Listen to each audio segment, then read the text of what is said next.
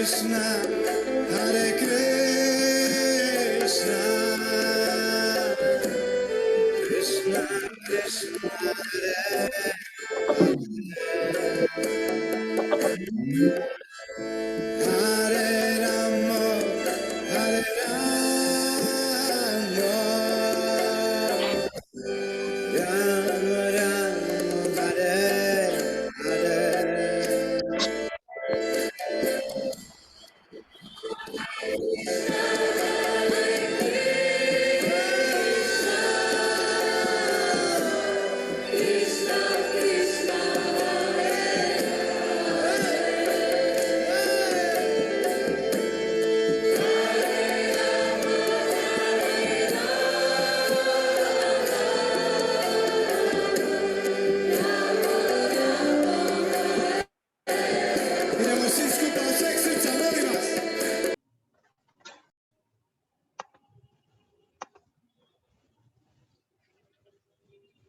Yes. So last session में हमने कर्म के ऊपर थोड़ी चर्चा की थी कि किस प्रकार से हम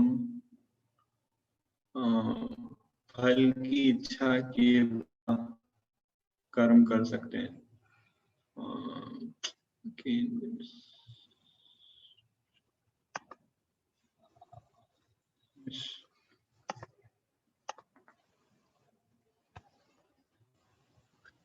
and many some good principles हमने सीखे थे कि बिना फल की इच्छा किए हम कर्म पे कैसे फोकस कर सकते हैं। उसमें से एक मुख्य प्रिंसिपल था प्रिंसिपल ऑफ ग्रेटिट्यूड, कृतज्ञता। दूसरा प्रिंसिपल था कि ये हमेशा ये मूड रखना कि we are not the controller, Krishna is the supreme controller, we are controlled. और उसके लिए मैंने एग्जाम्पल दिया था एक फार्मर का और दूसरा एग्जाम्पल दिया था कारपेंटर। एंड थर्ड प्रिंसिपल जो हमने सीखा था कि केवल ये नहीं समझना चाहिए कि हम डूअर है, केवल ये नहीं समझना चाहिए कि हम कॉज है कोई कार्य के। We are not the cause, the ultimate और सुप्रीम कॉज इज परमात्मा या Krishna, we are just puppets in his hands. और फिर मैंने वो डिजायर वाला पॉइंट बताया था कि आत्मा जो है केवल इच्छा प्रकट कर सकती है, उस इच्छा को पूरी करने की शक्ति आत्मा के पास नहीं है। इसलिए डिजायर्स को प्योरीफाई करना is the ultimate goal of spiritual life. कोई पूछे कि स्पिरिचुअल लाइफ का गोल क्या है, आप हजारों लोगों से पूछो आज पूरे विश्व में क्यों स्पिरिचुअल लाइफ प्रैक्टिस करते हो, कोई बोलेगा मुझे अच्छा लगता है, कोई बोलेगा पीस ऑफ माइंड मिलता है, कोई बोलता है मैं रिफ्रेशमेंट के लिए करता हूँ, कोई बोलता है टाइम पास के लिए। बट एक्चुअल गोल क्या है? टू प्योरीफाई द डिजायर्स, हमारे डिजायर्स को शुद्ध करना। एंड आज कृष्णा नेक्स्ट श्लोक 48 नंबर के श्लोक में बताएंगे कि फल की इच्छा किए बिना कर्म अगर हम करते हैं तो उसके क्या बेनिफिट्स होते हैं।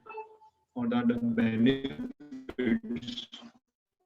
So 48 श्लोक कोई पढ़ सकते हैं ट्रांसलेशन? यस प्रभु जी, हरे कृष्णा।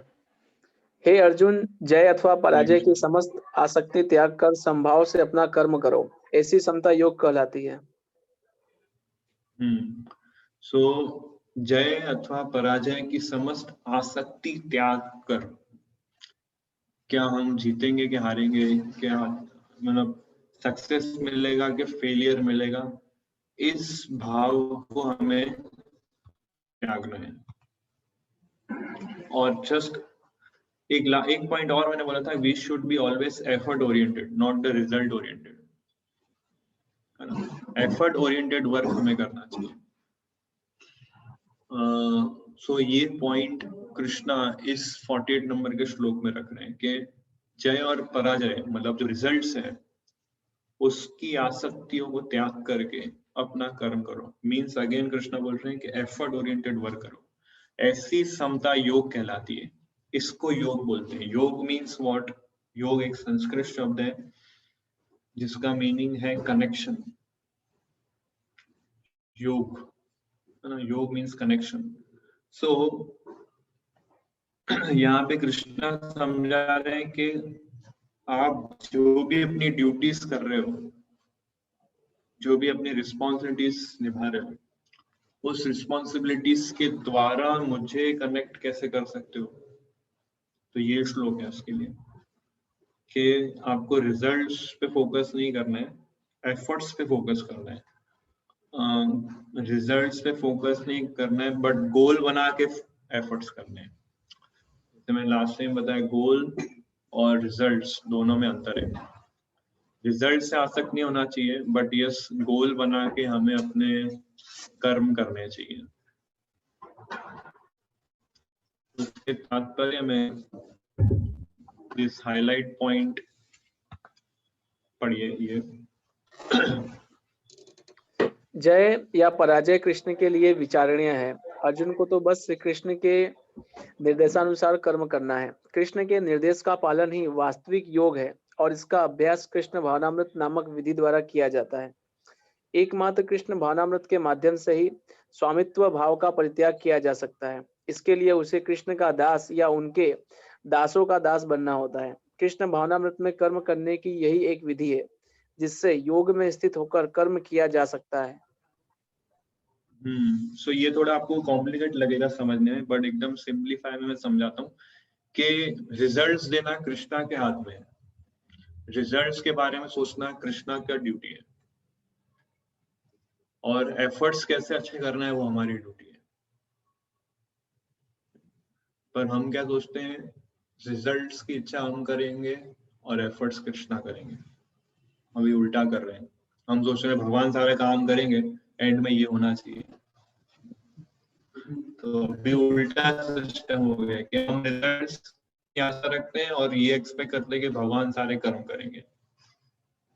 बट नहीं, कृष्णा बोल रहे हैं यू हैव टू चेंज। उसको क्या बोलते हैं, पैराडाइम शिफ्ट। पूरा पैराडाइम शिफ्ट करना है हमें कि एफर्ट्स आपको लगाने, रिजल्ट्स मेरे हाथ में होने। Krishna is saying like that. Krishna के निर्देश का पालन ही वास्तविक योग है और इसका अभ्यास कृष्णा भावना नामक विधि द्वारा किया जाता है। सो कृष्णा का क्या आदेश है कि एफर्ट्स पे फोकस करो। कृष्णा का क्या आदेश है, ग्रेटिट्यूड के भाव से एफर्ट्स लगाओ। एक्चुअली मैंने एक पॉइंट ये भी बोला था कि अगर आपको 100% एफर्ट्स ओरिएंटेड वर्क करना हो, एफर्ट को क्या बोलते हैं, एफर्ट ओरिएंटेड वर्क को हिंदी में कैसे बोलेंगे, प्रयत्नशील कार्य। प्रयत्नशील कार्य, प्रयत्नशील कार्य, प्रयास वाला कार्य अगर आपको करना है ना, तो उसके लिए the only and only one motivation जो आपको रिजल्ट्स को साइड में कर देगा और केवल एफर्ट्स पे फोकस करेगा, वो एक मोटिवेशन फैक्टर क्या है, लव। क्या बोला मैंने, love. Love is the only motivation factor जो आपको रिजल्ट्स को भुला देगा और एफर्ट्स पे फोकस करेगा। और ये बात हर जगह आप देख सकते हो।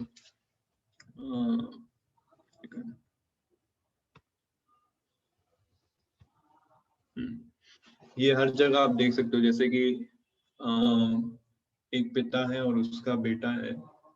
तो पिता जो है, जैसे मैंने कब एग्जांपल दिया था, इस क्लास में दिया था कि पिछली क्लास में कभी दिया था कि एक व्यक्ति है अपनी फैमिली से दूर रहता है और वहां पे नौकरी करता है, एक अनजान जगह जाता है, वहां नौकरी करता है, उसको रहने का ठिकाना नहीं है, खाने का ठिकाना नहीं है, दिन रात मेहनत कर रहा है और बहुत कष्ट सहन कर रहा है और एंड में जब उसको सैलरी आती है तो कुछ हजार रुपए अपने पास रखता है, बाकी 95% सैलरी अपने घर को दे देता है ये एक्सपेक्ट करता है कि इस पैसे से मेरे बच्चे पढ़ाई लिखाई करेंगे, अच्छे से खाएंगे, मेरा घर अच्छा चलेगा, और वहां पे वो जस्ट कष्ट सहन करेगा अपना, है ना, थोड़ा कम खा लेगा, थोड़ा ज्यादा वो कार्य कर लेगा, कम सोएगा, मेहनत करेगा।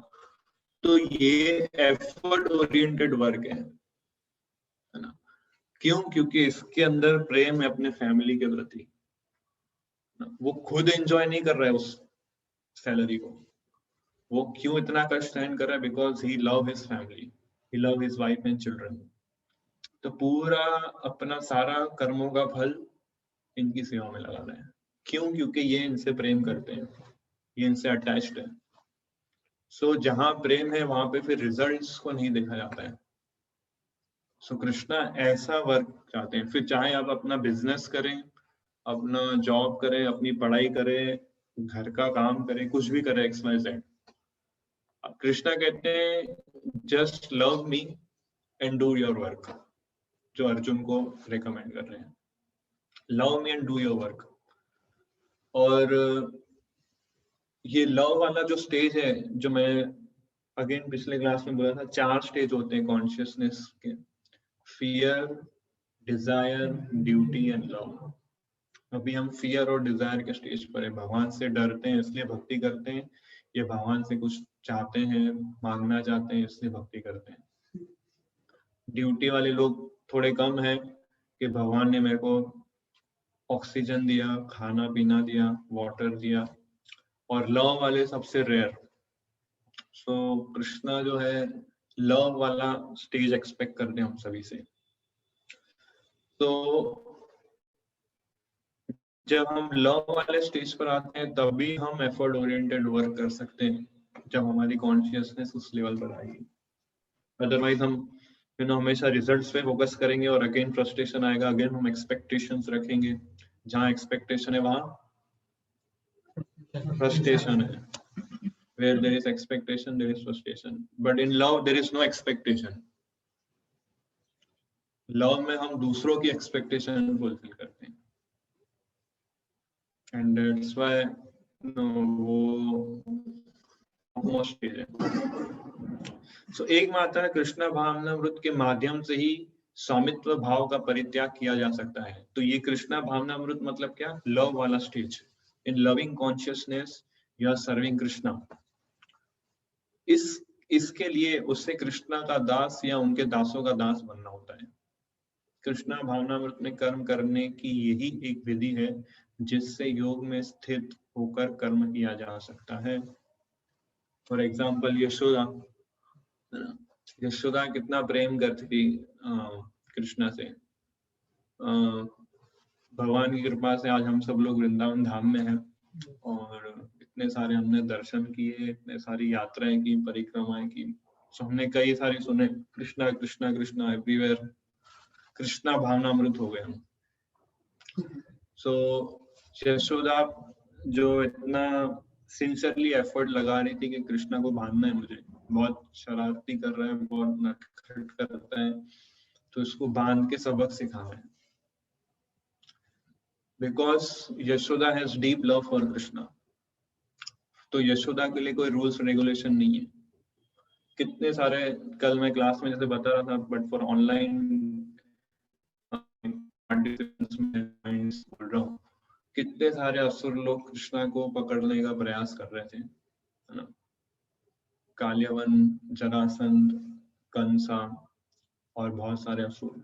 बट यशोदा जब भाग रही थी कृष्णा के पीछे, कृष्णा को पकड़ने के लिए, क्योंकि वो शरारत कर रहे थे, तो कृष्णा को पकड़ लिया उन्होंने आसानी से। Because she has love for Krishna, इसलिए कृष्णा बंध गए। सो ये कृष्णा भावनामृत है, वेरी सिंपल। तो नेक्स्ट श्लोक पढ़ते हैं, टेक्स्ट 49। यस, पढ़िए। स्क्रीन शेयर नहीं दिख रहा है प्रभु जी। हाँ, यस। हे धनंजय, भक्ति के द्वारा समस्त ग्रहित कर्मों से दूर रहो और उसी भाव से भगवान की शरण ग्रहण करो। जो व्यक्ति अपने सकाम कर्म फलों को भोगना चाहते हैं वे कृपण हैं। भक्ति के द्वारा समस्त गर्हित कर्मों से दूर रहो। गर्हित करना मतलब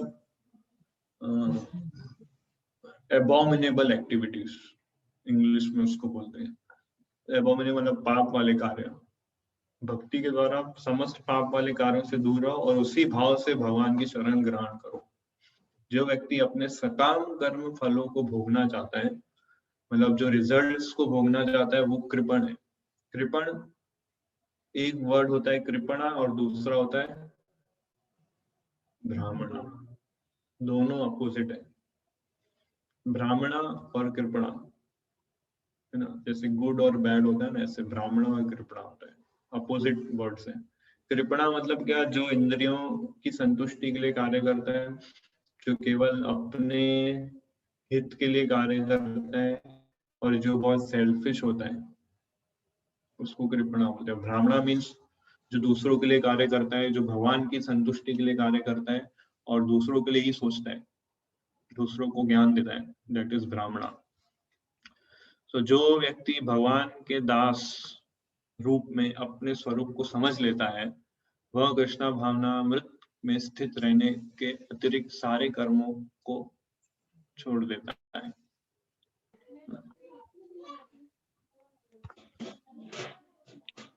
अगेन वेरी डीप लाइन कि जो व्यक्ति भगवान के दास रूप में अपने स्वरूप को समझ लेता है, मतलब जो अपने आप को समझ जाता है कि मैं दास हूं, मैं सर्वेंट हूं, आई एम सर्वेंट, वही व्यक्ति योग में स्थित रह सकता है।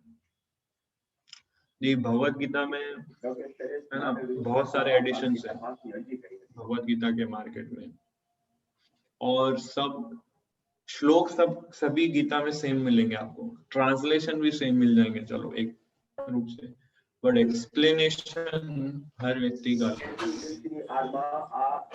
और ये भगवत गीता यथारूप जो पुस्तक है, Bhagavad Gita as it is, उसमें कोई खिचड़ी नहीं पकाई है, डायरेक्ट क्लियर स्टेटमेंट बोला है, स्ट्रेट फॉरवर्ड मीनिंग बोला है। आपको एक्सेप्ट करना है या नहीं करना है उसका विचार नहीं किया है, पॉपुलैरिटी के लिए इसको नहीं लिखा गया है, लाइक्स और सब्सक्रिप्शंस बढ़ाने के लिए बुक नहीं लिखी गई है, स्ट्रेट फॉरवर्ड।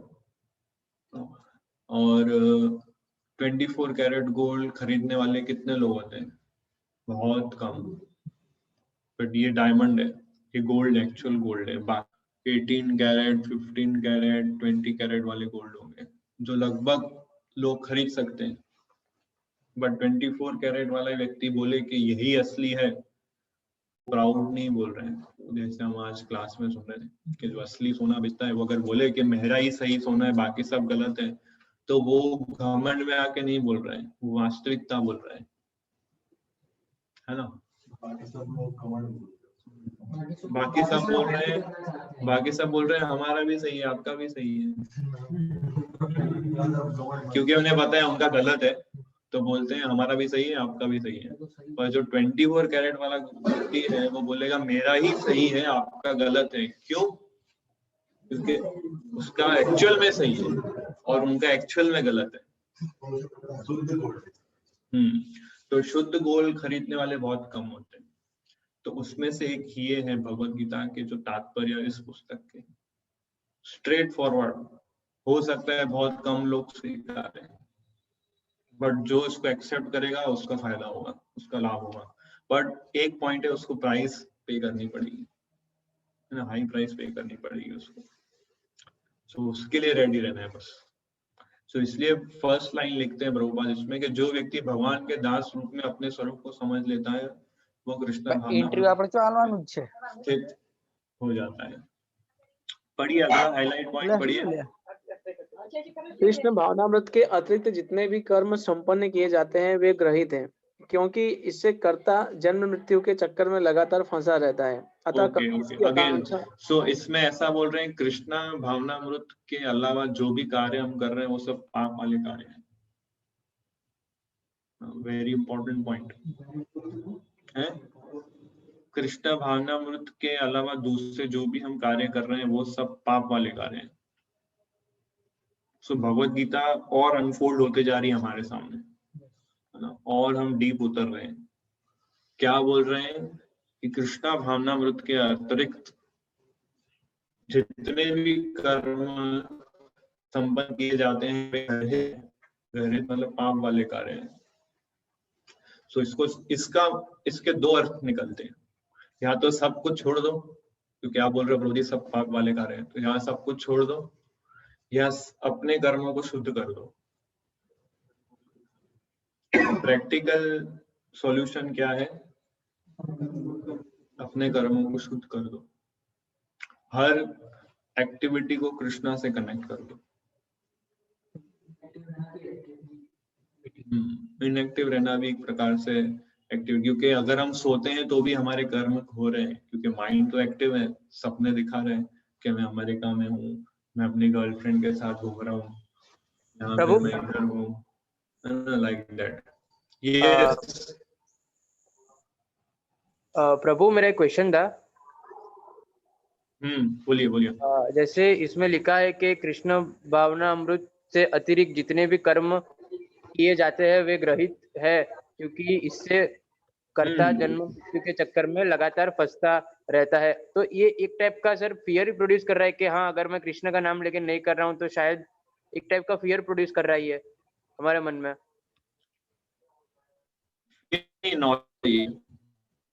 ये फियर प्रोड्यूस नहीं कर रहा है, ये हमको नॉलेज दे रहा है कि व्हाट इज रियलिटी। फियर उस व्यक्ति को लगता है जो इसको एक्सेप्ट करने के लिए रेडी नहीं है। फियर उस व्यक्ति को लगता है जो अटैच्ड है माया से, बट जो जेन्युइन व्यक्ति है वो उसको एक्सेप्ट करेगा। एक्सेप्ट तो सर करना ही है, ये पॉइंट करना ही है। तो फियर किस बात का हो रहा है? कि अभी फियर इस बात का हो रहा है प्रभु कि हम भले अच्छे कर्म करें ना, उस बात का भी अच्छे कर्म मतलब हम भले किसी का लाइक कोई खराब काम नहीं कर रहे, बस जस्ट वी आर एग्जिस्टिंग और अपनी दुनिया जी रहे। प्रभुपाद जी कहते थे कि इस भौतिक संसार में कोई भी अच्छा कर्म नहीं है, सब बुरे कर्म है। आप किसी को 10 रुपए का नोट दे रहे हो वो भी बुरा कर्म है। हाँ मैं यही समझना चाहता था कि ये आप किसी भूखे को खाना खिला रहे हो वो भी बुरा कर्म है, ये शास्त्र कहते हैं। और लोग कहते हैं किसी भूखे को खाना देना, अस्पताल खोलना, ये सब पुण्यशाली कर्म है। हाँ पर प्रभु जी हमने तो करुणा में आके किसी की मदद की, तो ये कैसे बुरा काम हुआ? ये तो शास्त्र ऐसा कहता है कि कोरोना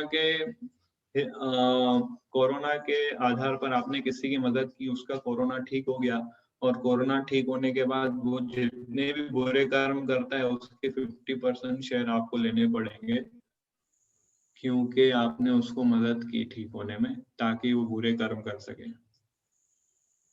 शॉकिंग है नहीं? पर उस वक्त हमें थोड़ी लगता सर कि हाँ, इसलिए हमें नहीं पता है, तो इसका मतलब ये नहीं कि रूल्स बदल जाएंगे। रेड लाइट पे खड़ा होना है, अगर मुझे नहीं पता है और मैं निकलता हूँ, पुलिस को ऐसा बोलेंगे क्या मुझे तो पता नहीं था, पर्ची मैं तो पैसे नहीं दूंगा, मुझे नहीं पता था रेड लाइट पे खड़ा होना है, तो पुलिस के अब सामने के ये आर्ग्यूमेंट वैलिड है? नहीं है। या फिर ड्राइविंग ही मत करो, तो किसी की मदद भी नहीं करनी चाहिए है? तो किसी की मदद भी नहीं करनी चाहिए। एक्चुअली हमें पता होना चाहिए एक्चुअल मदद क्या है। एक्चुअल मदद ये है, इसमें लिखा है कि जन्म मृत्यु के चक्कर से किसी को बाहर निकाले, वो एक्चुअल मदद है।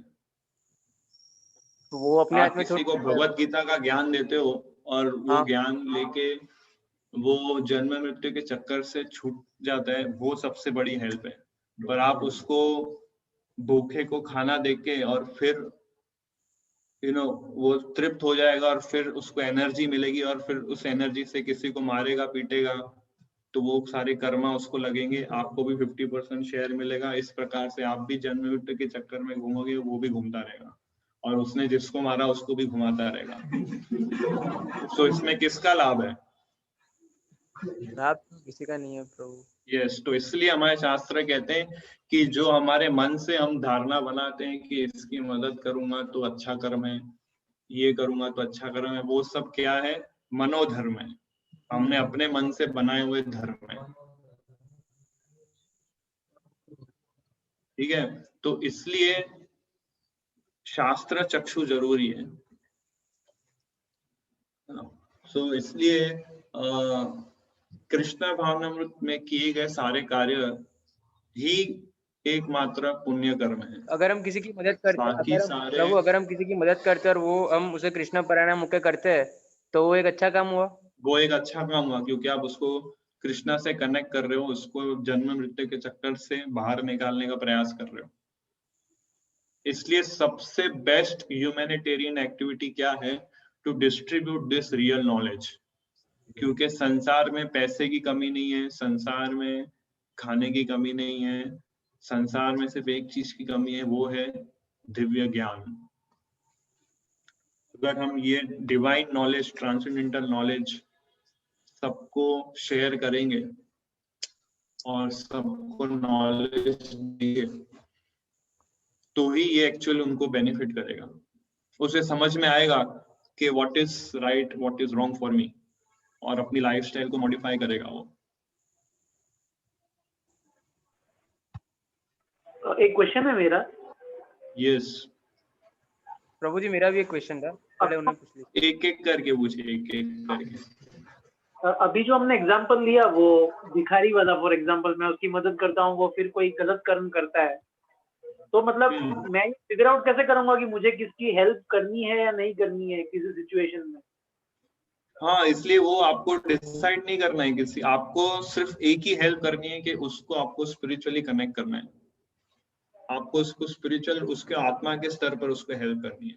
हम प्रभुपाद एक बेस्ट एग्जांपल लेते हैं। अगर कोई व्यक्ति पानी में डूब रहा है और वो हेल्प मांग रहा है और आप उसके कपड़े को बचा रहे हो, उसको नहीं बचा रहे हो, तो क्या बेनिफिट? उसको कुछ बेनिफिट होगा? कुछ नहीं होगा। आपने बोला मैंने कोट बचा लिया, मैंने पैंट को बचा लिया, आपको उस व्यक्ति को बचाना है। उसी प्रकार से हम क्या कर रहे हैं, हर व्यक्ति के शरीर को, हर व्यक्ति के शरीर की सेवा कर रहे हैं, पर आत्मा की सेवा नहीं कर रहे हैं।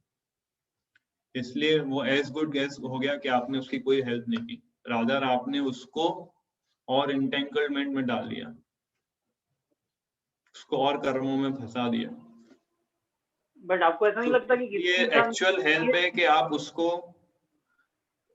भगवद गीता का नॉलेज लो, स्पिरिचुअलिटी का नॉलेज लो, उसको कृष्णा से कनेक्ट करो। That is actual knowledge, because हर व्यक्ति एक आत्मा है जो कृष्णा का अंश है।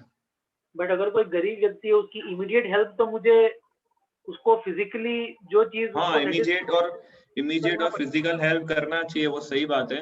फॉर एग्जाम्पल किसी का एक्सीडेंट हो गया, उधर बोलोगे नहीं मैं तो उसको गीता सुनाऊंगा। So we have to be very practical. Yes, देश काल परिस्थिति। So yes, उस समय टाइम प्लेस सर्कमस्टेंसेस को देख के हमें स्टेप लेना चाहिए, but at the end of the day वो स्पिरिचुअली कनेक्ट होना चाहिए, बस ये मोटो होना चाहिए। किसी का एक्सीडेंट हुआ, आप उसकी हेल्प कर रहे हो, that is immediate step, but the actual step is कि जब वो ठीक होता है आप उसको नॉलेज दो कि life is very unpredictable, any time we can die, life is very short and spiritual life is very important, human life is meant for self realization. So इस तरह से उसको कनेक्ट करना है। यस, और किसी और का प्रश्न था, पूछिए। हेलो। यस, पूछिए। हाँ जी, एक डाउट था। नमस्ते। हाँ बोलिए। जैसे आपने ये एग्जांपल दिया कि किसी भी व्यक्ति को हम लोग एक मटेरियलिस्टिकली हेल्प करेंगे तो वो मतलब वो हमारे कर्मों को भी नड़ेगा, जैसे आपने बताया। कि जैसे किसी भी व्यक्ति को मटेरियली प्रोवाइड कर रहे हैं, फूड, क्लोथ, एनीथिंग, बट अगर हम लोग इस तरीके से सोचेंगे तो हमारे अंदर जो करुणा है या फिर दया है वो कम नहीं हो जाएगी दो लोगों के प्रति? अगर हम लोग ऐसा सोचेंगे कम हो जाएगी, मतलब मैं ये बोल रहा हूँ कि मैं ऐसा नहीं बोल रहा हूँ कि लोगों की मदद मत करो, मैं ऐसा बोल रहा हूँ कि लोगों की एक्चुअल मदद करो। अभी हम जो मदद कर रहे हैं वो केवल उनके बॉडी लेवल पे मदद कर रहे हैं, आत्मा के लेवल पे मदद नहीं कर रहे हैं उनको। हाँ जी, सही बात। मैं ऐसा बोल रहा हूँ, आप उनको सोल के लेवल पर मदद की, अच्छा, not on the level of body. अभी हम जो कर रहे हैं बॉडी के लिए हेल्प कर रहे हैं, अच्छा मेडिसिन, अच्छा नॉलेज, मटेरियल एजुकेशन, ये सब क्या शरीर के लिए, बट आत्मा के लिए आपने उसको कितना हेल्प किया, वो एक्चुअल काउंट होता है, वो एक्चुअल हमारे पुण्य बनाता है। ओके, ठीक। यस, परम गुरु कुछ प्रश्न था आपका, पूछ रहे थे, कुछ पूछिए। डॉक्टर को भी कर्म लगता है अगर वो किसी को मरीज को ठीक करे तो? हाँ, बहुत लगता है। वो मरीज ठीक होता है और फिर वो जो भी जितने गीता में लिखा है, ठीक है, अगर कोई माता गर्भवती है हम्म। उसको पेन हुआ है तो डॉक्टर बोलेगा सीजरिंग करनी पड़ेगी, तो उसको जन्म से बचाया तो उसका कर्म लगेगा। लगेगा उसका जन्म से बचाया मतलब सीजरिंग के तो मर जाएगा अंदर, सिजेरियन नहीं करेगा तो मर जाएगा। हाँ, यस यस। ऑपरेशन हुआ तो बाहर है तो उसका जन्म हुआ। हाँ, तो यही बात तो अर्जुन भी बोल रहा है, मैं मारूंगा तो पाप लगेगा, क्या करूं कृष्णा। ये गोल घूम के फिर से गीता शुरू हो रही है। कोई भी आदमी को मदद करने के बाद उसको कृष्ण भक्ति में जोड़ो। हाँ, और आपने बताया किसी का एक्सीडेंट हुआ, अगर वो हॉस्पिटल गया तो वो भी सीरियस है, डॉक्टर उसको ठीक भी किया, फिर वो ठीक हो गया, तो उसका कर्म भी डॉक्टर को लगता है, ठीक किया। प्रभुपाद को 2 हार्ट अटैक आए थे तो उनका ऑपरेशन नहीं हुआ था। कुछ नहीं हुआ था उनको, ऑपरेशन नहीं हुआ था। तो कैसा ठीक हुआ? एक्चुअली मैं आपके अंदर जो डाउट है ना वो सॉल्व कर रहा हूँ। ये एग्जाम्पल का आंसर नहीं बताता हूँ। जैसे हाँ, नहीं समझ गया आपका डाउट, मैं समझ गया, ये समझ गया मैं। सो अगर कोई व्यक्ति है, बीमार है और उसकी अर्जेंट सर्जरी करनी पड़ रही है, आप उसको ठीक कर रहे हो, वो आपकी ड्यूटी है, ठीक है ना, उसको हमें नेग्लेक्ट नहीं करना है। जैसे अर्जुन नेग्लेक्ट कर रहा था कि मैं मारूंगा तो पाप लगेगा, तो कृष्णा ने कभी ये एंकरेज नहीं किया कि गिव अप योर ड्यूटीज, क्योंकि इसके अंदर बहुत सारा पाप है। कृष्णा ने ऐसा कहीं भी गीता में एंकरेज नहीं किया। बट कृष्णा बोल रहे हैं कि do this work as your duty and connect this work to me. हर कार्य को मुझसे कनेक्ट करो तो आपको कर्म नहीं लगेगा, क्योंकि इस भौतिक संसार में समूह आ गए अभी ऐसा तो हो नहीं सकता हम सब कुछ छोड़ दें, वो प्रैक्टिकल सॉल्यूशन नहीं है। तो कृष्णा एक प्रैक्टिकल सॉल्यूशन बता रहे हैं कि आप जितने भी कार्य कर रहे हो उस सारे कार्यों को मुझसे कनेक्ट करो, because I am the enjoyer, I am the controller. So कार्य को गिव अप करने के लिए नहीं कह रहे हैं, कार्य को शुद्ध करने के लिए कह रहे हैं। अगर आपके आंख में कुछ प्रॉब्लम है तो कोई व्यक्ति ऐसे बोले आंख निकाल दो, कभी प्रॉब्लम ही नहीं आएगी, है ना, ऐसी बात हो रही है। पर आंख को निकालना सॉल्यूशन नहीं है, ठीक करना सॉल्यूशन है। सो यहाँ पे ठीक कर्मों को ठीक करने की बात कही गई है, कर्मों को त्यागने की बात नहीं कही गई है कहीं भी। सो वो एक उसके लिए एक पर्सनल गाइडेंस और काउंसलिंग चाहिए कि मैं अपने कर्मों को कृष्ण से कनेक्ट कैसे करूं। अब ये प्रिंसिपल मैंने आपको बता दिया। डिटेलिंग पार्ट जो है हर व्यक्ति का वेरी करता है, कोई डॉक्टर है, कोई इंजीनियर है, कोई एमबीए है, कोई चार्टर्ड अकाउंट है, वो हर व्यक्ति का डिटेलिंग अलग अलग रहता है। वो इंडिविजुअल मीटिंग और गाइड से हम ट्रेन कर सकते हैं। बट प्रिंसिपल ये है कि आप जो भी कार्य कर रहे हो उस भौतिक संसार में, वो सारे कार्यों को आप कृष्णा से कनेक्ट करो। यस, मेरा एक क्वेश्चन था, मैं ऐसा सोच रहा हूँ कि कभी भी किसी की भी हेल्प करे तो ऐसा सोच के करे कि कृष्ण ने मुझे उनकी हेल्प के लिए भेजा है यहाँ पे, और वैसे भाव से हेल्प करे तो गलत है। पर क्या हेल्प कर रहे हो उनकी? कोई भी उनको बहुत ही कुछ भी भूख लगी है तो खाना दे कृष्णा रहा ने हूँ। आपको केवल एक ही हेल्प करने के लिए भेजा है कि उसको मुझसे कनेक्ट करो, वो भटक गया है। ओके, मैं अपना कर्तव्य समझ के वो काम करूँ तो? अब वही प्रश्न है, कौन सा काम? वही कोई भी किसी को भी शरीर के लेवल पर कि आत्मा के लेवल पर?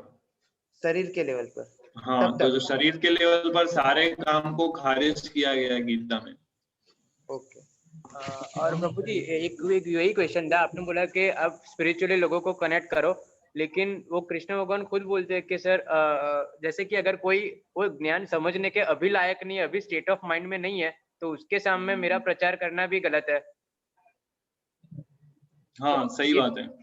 तो ये सिचुएशन में क्या करना तो चाहिए अभी उसको क्या करना चाहिए, जैसे मैंने कहा कि शरीर के लेवल पर सारे कर्मों, शरीर के लेवल पर सारी मदद को गीता में खारिज किया गया, राइट। पर इसका मतलब ये नहीं है, जैसे फॉर एग्जांपल हम भी खिचड़ी बांटते हैं, वी डिस्ट्रीब्यूट फ्री खिचड़ी प्रसाद, तो वो क्या है, शरीर के लेवल पर ही है ना, पर वो ऑर्डिनरी खिचड़ी नहीं है। हम वो खिचड़ी भगवान को भोग लगाते हैं, वो प्रसाद के रूप में हम लोगों को बांटते हैं। और शास्त्र ये कहता है, अगर हम किसी को प्रसाद अर्पित भगवान का लगाया भोग बांटते हैं, लोग वो प्रसाद ग्रहण करते हैं, तो उनकी चेतना शुद्ध होती है और उनको समझ में आता है कि हम कौन है, भगवान कौन है, हम यहाँ पे क्यों आए हैं। इन शॉर्ट उनकी चेतना शुद्ध होती है।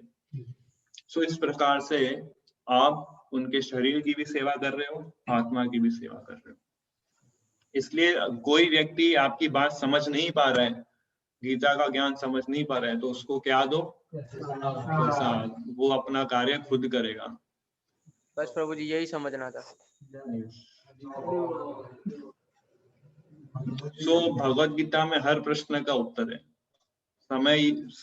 समस्या ये है कि हमारे पास समय नहीं है कितने प्रश्नों का उत्तर दे सके हम। हर प्रश्नों का उत्तर है, practical answer for every problems.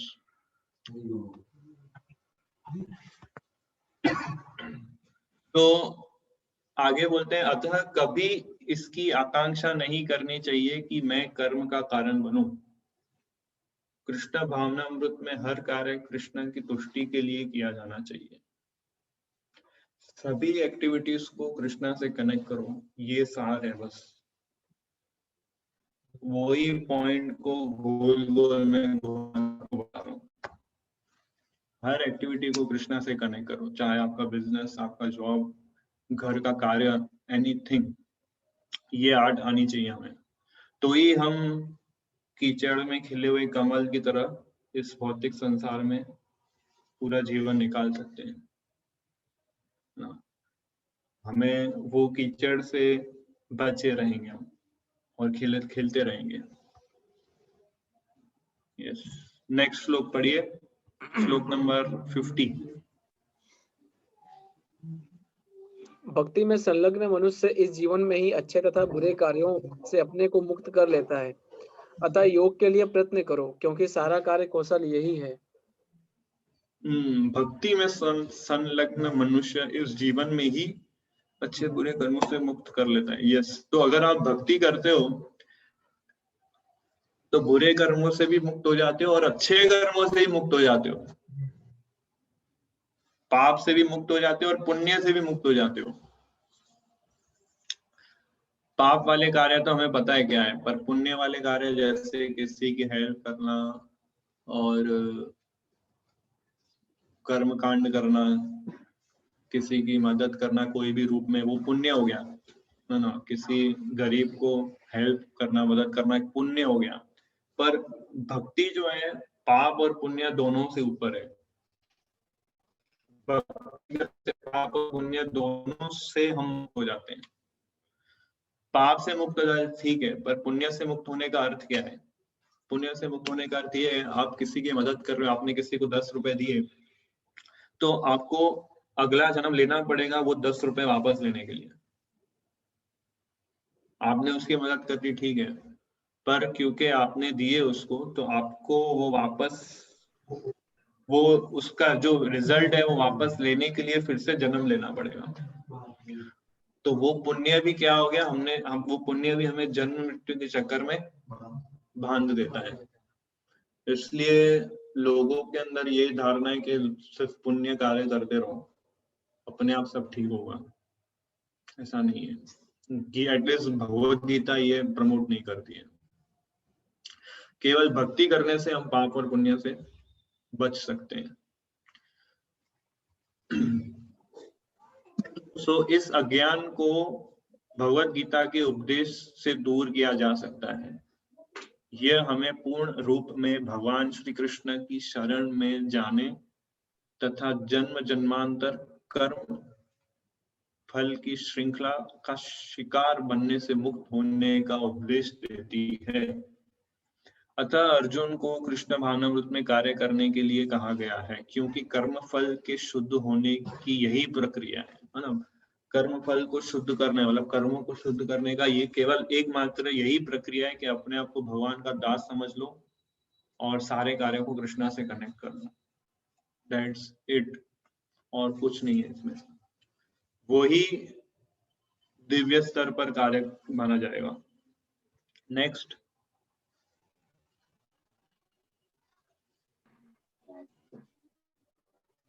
पढ़िए। इस तरह भगवत भक्ति में लगा रहकर बड़े बड़े ऋषि मुनि अथवा भक्तगण अपने आप को इस भौतिक संसार में कर्म के फलों से मुक्त कर लेते हैं। इस प्रकार वे जन्म मृत्यु के चक्कर से छूट जाते हैं और भगवान के पास जाकर उस अवस्था को प्राप्त करते हैं जो समस्त दुखों से परे है। तो यहाँ पे कृष्णा उदाहरण भी देते हैं कि पास्ट में बड़े बड़े ऋषि मुनि भक्तगण जो थे, उन लोगों ने भी यही भगवत भक्ति प्रक्रिया के द्वारा कर्म फलों से मुक्त हुए। सो इन शॉर्ट कृष्णा क्या कह रहे हैं हमें? Just engage in devotional service, कि मेरी भक्ति में लगो बस। और भक्ति का अर्थ ये नहीं है कि मंदिर जाके माला करो और मंजीरे बजाओ, उसको भक्ति नहीं कहा गया है। यहाँ पे ये उपदेश किसको दे रहे हैं? और अर्जुन कौन है और कौन से समय पे उपदेश दे रहे हैं? युद्ध में। सो दैट मीन्स भगवत भक्ति इज प्रैक्टिकल एक्टिविटी। ये कोई हौच पौच नहीं है, एकदम क्लियर प्रैक्टिकल एक्टिविटी है भगवत भक्ति। आज क्योंकि लोगों को कंसेप्ट नहीं पता है, इसलिए लोगों ने भक्ति को कैसे प्रोजेक्ट किया है कि भक्ति मतलब दाढ़ी मूछ बढ़ाओ और गले में माला पहन लो और हाथ में माला लेके वृंदावन में घूमते रहो, बस यही भक्ति है। लोगों ने ऐसा प्रोजेक्ट किया क्योंकि उन्हें पता नहीं है व्हाट इज रियल भक्ति। बट कृष्णा यहाँ पे युद्ध मैदान में अर्जुन को एकदम स्ट्रेसफुल सिचुएशन, जब अर्जुन सबसे बड़ा स्ट्रेस सिचुएशन से गुजर रहा था, तब उसको बोला गया है कि भगवत भक्ति में लगो। और अर्जुन के माइंड में भी ये था, भगवत भक्ति मतलब सब छोड़ो और जंगल में जाओ, जो कि वो बोल रहा था। बट कृष्णा बोले no, this is not the solution, this is not Bhagavat bhakti. Bhagavat bhakti means practical activity for the pleasure of Krishna, for the pleasure of Krishna, उसको भगवत भक्ति कहते हैं। और आप कोई भी कार्य कर रहे हो या कोई भी स्टेज पर हो, कोई भी स्टेज से आप भगवत भक्ति से कनेक्ट हो सकते हो। जैसे मैंने एग्जांपल दिया था लिफ्ट का और फ्लोर का, कोई भी फ्लोर पे आप लिफ्ट का बटन दबाओ, आप सीधा 100 फ्लोर पे पहुंच सकते हो। पढ़िए इसको, हाइलाइटेड को।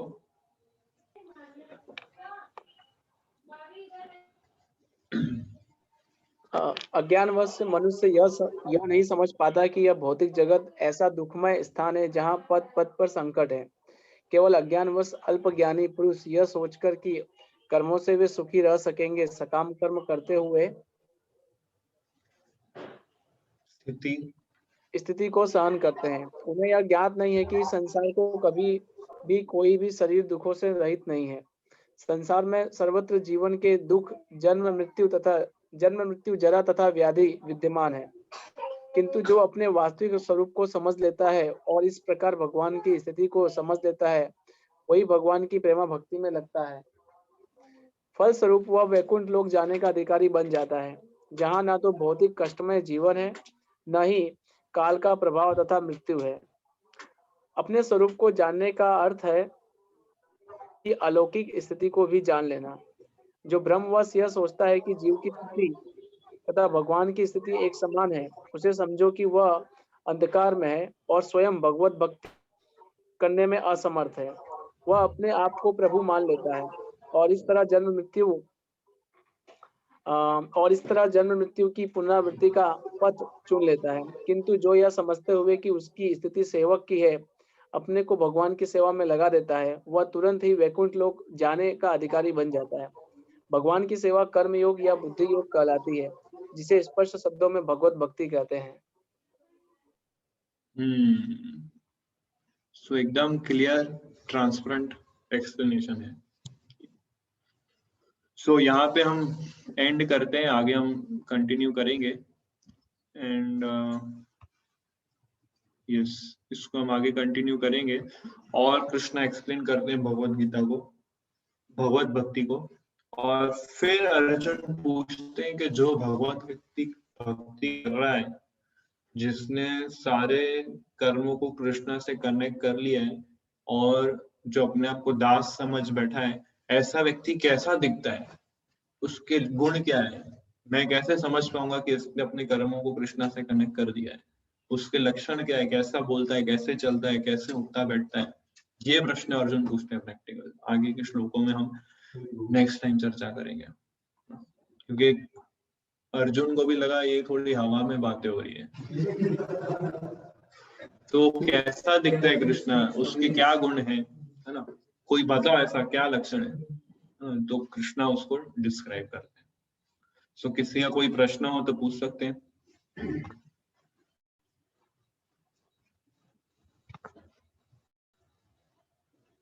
Any questions, any doubts? Hare Krishna प्रभु जी। हरे कृष्णा। बोलिए, एक एक करके पूछ सकते हैं। I think first question is from Ankur Mehta, और कौन है? हाँ, कोई बात नहीं। और inhalation must, you must take the inhalation twice, thrice, 4 time, जितनी भी टाइम ले सको इतनी टाइम लेना। ओके, सो पूछिए प्रश्न, किसको पूछना है, वन बाय वन।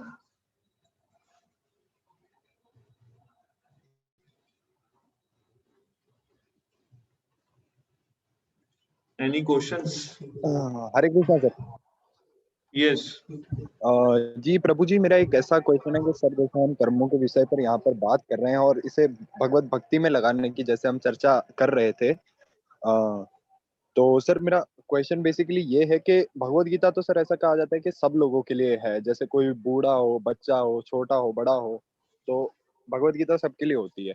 तो सर अब जैसे यही चीज अगर कोई बूढ़ा आदमी पढ़ता है, हम तो हमारे करियर में सर लगे हुए हैं और हम उससे भगवत भक्ति से कनेक्ट कर सकते हैं, तो सर कोई बूढ़ा व्यक्ति मतलब क्या ऐसे कर्म करेगा कि वो भगवान से रिलेट कर सकता है? क्योंकि हम सर हमारी सिचुएशन रिलेट कर रहे हैं, जैसे पढ़ाई में या स्पोर्ट्स में हम कर सकते हैं। तो क्योंकि वो बूढ़ा व्यक्ति है इसलिए ज्यादा वो है ना एक्टिविटी नहीं कर पाएगा, तो उसके लिए बेटर यही है कि वो कुछ अच्छे पुस्तक पढ़े, भगवत गीता या उसके बेसिक प्रिंसिपल्स को समझने का ट्राई करे और भगवान का प्रसाद ग्रहण करे और ज्यादा समय प्रयास करे कि एब्जॉर्ब कर सके अपने माइंड को कृष्णा कॉन्शियसनेस, कृष्णा भावनामृत के अंदर। वो कुछ फिजिकल एक्टिविटी नहीं कर पाएगा क्योंकि वो बूढ़ा व्यक्ति है, जैसे आप बता रहे हैं। जी जी सर, बिल्कुल। Next question. अब मुझे एक क्वेश्चन है प्रभु जी। जैसे आपने बोला कि हम किसी की भी फिजिकल लेवल पे कोई भी हेल्प करते हैं तो वो कोई भी बेनिफिट नहीं देता हमको, बट जैसे पुराने जमाने में वो ऋषि मुनि और ये सब लोग नहीं होते थे जो घर से घर जाके खाना मांगते थे, तो लोग तो ये समझते थे कि जमाने में कौन होते थे? ऋषि मुनि लोग। हाँ, यस यस यस। जैसे फॉर एग्जाम्पल एक टाइम ऐसा भी था कि दुर्वासा भी गए थे द्रौपदी के घर में और द्रौपदी के पास खाना नहीं था, तो उसके माइंड में क्या फियर था कि अगर वो उनको नहीं दे पाएगी खाना तो उनको पाप लगेगा। करेक्ट। तो ये तो एक टाइप का मिथ नहीं हो गया कि अभी हम लोगों को उनकी फिजिकल जो इच्छा है खाने की, अगर हम वो पूरी नहीं करेंगे तो वो हम पे लग जाएगा। पहले के टाइम में कैसा होता था कि जो ऋषि मुनि लोग जाते थे घर पे और भिक्षा मांगते थे, तो उसका कंसेप्ट ऐसा था कि जो हाउस होल्डर्स होते थे, हाउस होल्डर्स मतलब गृहस्थी लोग, हाँ गृहस्थी लोग अब भौतिक संसार में अपने अपने कार्य में लगे हुए हैं, तो उनके लिए पूरे चांसेस रहते हैं कि वो स्पिरिचुअली कुछ समय के लिए डिस्कनेक्ट हो जाए, क्योंकि बाहर की दुनिया में काम करना और स्पिरिचुअल लाइफ को मेंटेन करना कभी कभी एक चैलेंज हो जाता है। हम्म तो और उन लोग को फिर अलग से टाइम निकाल के मंदिर बुलाना और उनको कृष्णा से या स्पिरिचुअल लाइफ से कनेक्ट करना एक चैलेंज हो जाता है उनके लिए।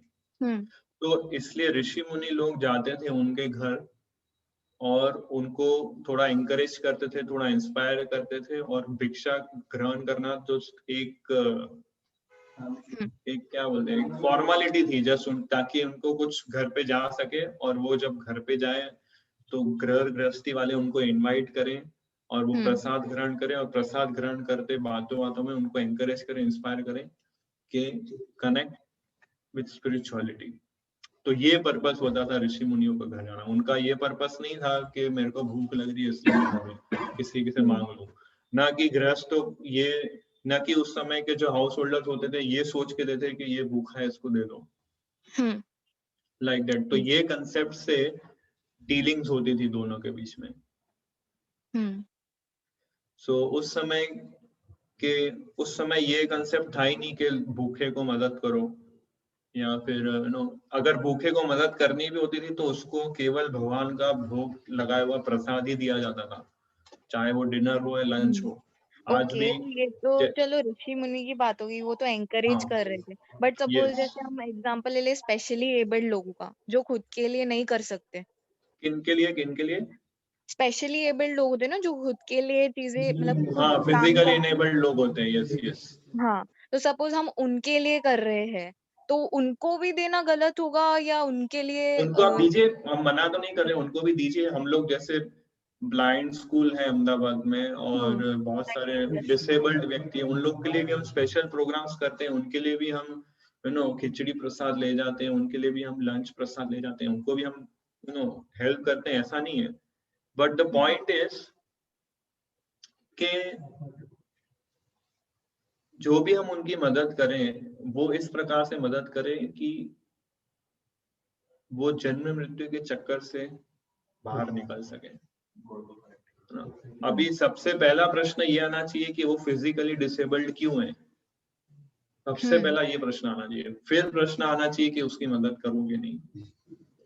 तो जो थोड़ा थॉटफुल व्यक्ति होता है, जो जिसका स्पिरिचुअली क्वेश्चन थोड़ा हाई होता है, वो ये सोचता है कि ये फिजिकली डिसेबल्ड इसलिए है क्योंकि इसने पास्ट में ऐसे कर्म किए हैं, इसलिए फिजिकली डिसेबल्ड है, और मैंने थोड़े पास्ट में अच्छे कर्म किए इसलिए मेरा फिजिकली फिट हूं मैं, और उसने थोड़े बुरे कर्म किए इसलिए उसको ऐसा बॉडी मिला है, मटेरियल नेचर ने उसको ऐसा बॉडी दिया है। सो एक कंसेप्ट ये है कि अगर मैं उसकी मदद करता हूँ मीन्स मैं उसके कर्म में इंटरफेयर कर रहा हूँ। और उसके हाई लेवल का कंसेप्ट ये है कि मैं उसको इस जन्म मृत्यु के चक्कर से बाहर निकालूं, फिर से उसको ये बॉडी ऐसा नहीं मिले। सो बेटर कंसेप्ट ये है कि उसको स्पिरिचुअल लेवल पे हेल्प की जाए और उसको कनेक्ट करो कृष्णा कॉन्शियसनेस से। और उसको कृष्णा से कनेक्ट करने के लिए सबसे पहले आपको कृष्णा से कनेक्ट होना पड़ेगा, और आपको उस व्यक्ति से भी कनेक्ट होना पड़ेगा जो फिजिकली डिसेबल्ड है। सो उससे कनेक्ट करने के लिए आपको कुछ डीलिंग्स करनी पड़ेगी, कुछ उसको कुछ गिफ्ट देने पड़ेंगे, और आपको जस्ट अच्छा रिलेशन बने, ताकि आप जब उसको कुछ बोले स्पिरिचुअली नरिशमेंट कुछ दें तो उसको वो एक्सेप्ट करे। In this way we should help such kind of people. Okay, क्योंकि इसमें एनर्जी, पेशेंस, टाइम सब चीजें चाहिए। So we should be very focused कि हमें जीवन में करना क्या है। अगर ये, क्योंकि एक अलग प्रोजेक्ट हो गया, लाइफ टाइम प्रोजेक्ट है ये, डिसेबल्ड व्यक्ति को जन्म मृत्यु के चक्कर से निकालना, it's a lifetime project. But we have many other activities to do. हमारा घर का कार्य है, हमारी अलग जिम्मेदारियां हैं, हमारे बीवी बच्चे हैं, हमारे हस्बैंड और घर वाले के लोग हैं, उनको भी देखना है. So we have to balance everything. Okay, thank you. So more questions? प्रभु जी हरे कृष्णा. हरे कृष्णा. मेरा क्वेश्चन ये था कि अपन कृष्ण भगवान की भक्ति करते हैं, अगर हमें किसी को कनेक्ट करना है कि ये भी करे, या फिर हमें किसी को समझाना है वो चीज़ कि इन सब चीज़ों से आप और आगे जा सकते हैं, तो हम इनिशियल स्टेजेस क्या करना चाहिए, उन्हें क्या बोलना चाहिए या उन्हें क्या बताना चाहिए? Follow the method of Krishna. Krishna ने सबसे पहला पॉइंट क्या बोला गीता में अर्जुन को समझाने के लिए? कि आप ये शरीर नहीं हो, आत्मा हो. बस हमें भी वही स्टेप से शुरू करना चाहिए जैसे कृष्णा ने स्टार्ट किया कि हम ये शरीर नहीं है, हम आत्मा है. ये पॉइंट से आप स्टार्ट कर सकते हैं. Bhagavad Gita chapter 2 text number 13 से लेके टेक्स्ट नंबर 30 तक, 13 से लेके 30 तक पूरा ये आत्मा का नॉलेज है. तो वो आप उसको शेयर कर सकते हैं. और वो भी उसको समझ में नहीं आ रहा है तो उसको ये बोल सकते हैं कि मनुष्य जीवन जो है बहुत प्रीशियस है, हमें इसको वेस्ट नहीं करना चाहिए. और इस भौतिक संसार में हर व्यक्ति दुखी है और हर व्यक्ति सुखी होना चाहता है. हर व्यक्ति ये प्रयास कर रहा है कि मुझे पीस, सिक्योरिटी और हैप्पीनेस, ये 3 चीजें मिले. क्या? पीस, सिक्योरिटी और हैप्पीनेस. हर व्यक्ति का यही लक्ष्य है. अब आप बताइए कितने लोगों के पास ये चीजें हैं? पर पूरी दुनिया प्रयास क्या कर रही है? 3 चीजें मिले, पीस, सिक्योरिटी और हैप्पीनेस. पर कितने लोग के पास है? हार्डली 0.001% होंगे. तो इसका अर्थ क्या हुआ कि कहीं ना कहीं हमारे प्रयासों में कमी है, कहीं ना कहीं हम कुछ गलत कार्य कर रहे हैं. तो वो मिसिंग पॉइंट क्या है? जब हम वो मिसिंग पॉइंट पे वर्क करेंगे तो हमें ये प्राप्त हो जाएंगे. फिर आप उसको बोलते हो ये भगवद गीता में वो मिसिंग पॉइंट समझाया है, उस पे आप वर्क कीजिए, इसे पढ़िए, समझने का प्रयास कीजिए, प्रश्न है तो पूछिए. तो इस प्रकार से ग्रेजुअली आप उससे कनेक्ट कर सकते हैं.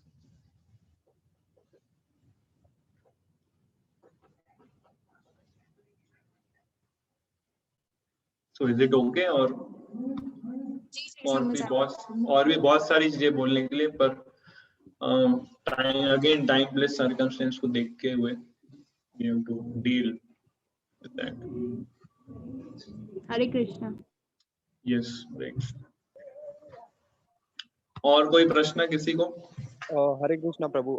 Sorry sir, one last question I want to ask. पूछिए. जी सर, मैं ये कहना चाहता हूँ कि सर जैसे हम अभी कृष्णा कॉन्शियसनेस को लेके हमारे यहाँ पे डिस्कशन कर रहा था मैं अपने एक दोस्त के साथ में. और हर्ष प्रभु 1 सेकंड, आप जस्ट 1 मिनट रुकेंगे? 1 मिनट खाली. जी सर. जी सर.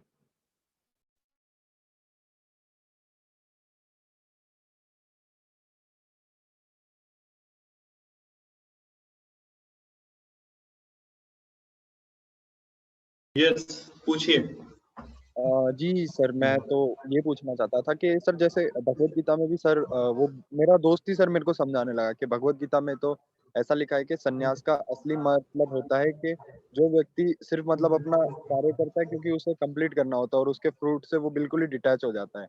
और उन्हें भी अच्छी नॉलेज थी इस चीज के ऊपर. और तो फिर सर हम लोग यही डिस्कस कर रहे थे, फिर लोग सन्यास क्यों ले लेते हैं, मतलब जैसे कि वो पहाड़ों में चले जाएंगे या कुछ कर लेंगे, क्योंकि भगवद गीता में तो सन्यास का मतलब शायद कुछ और दिया है सर. तो क्योंकि लोगों को नॉलेज नहीं है, वही मैं बता रहा था ना. भक्ति को उन्होंने पूरा गलत तरीके से ले लिया है और ये समझते हैं हिमालय पे जाएंगे, तपस्या करेंगे, ठंडे पानी में रहेंगे तो हमें भगवान मिल जाएंगे, या तो हम कर्मों से मुक्त हो जाएंगे. सो ये सारी गलत धारणाएं हैं जो कि कहीं भी ऐसा कुछ मेंशन नहीं किया गया है भगवद गीता में. जी सर. जी प्रभु जी, मेरा भी एक क्वेश्चन था कि मतलब लोग ऐसा अक्सर कर क्यों लेते हैं? या तो कुछ चैट बॉक्स में प्रश्न आए हैं।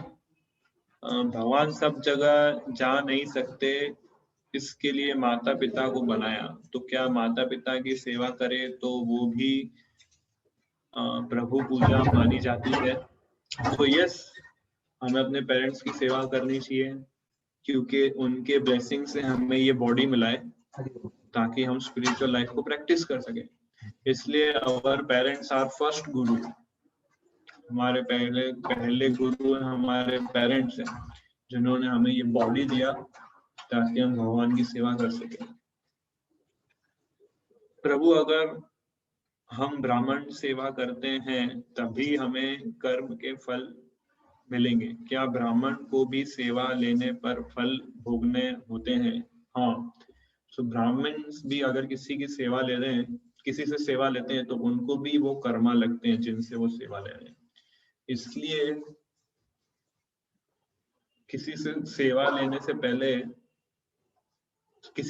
लेने से हमें बहुत सोच समझ के किसी से सेवा लेनी चाहिए, क्योंकि हम किसी से सेवा ले रहे हैं मीन्स हम उसके कर्मा भी शेयर कर रहे हैं।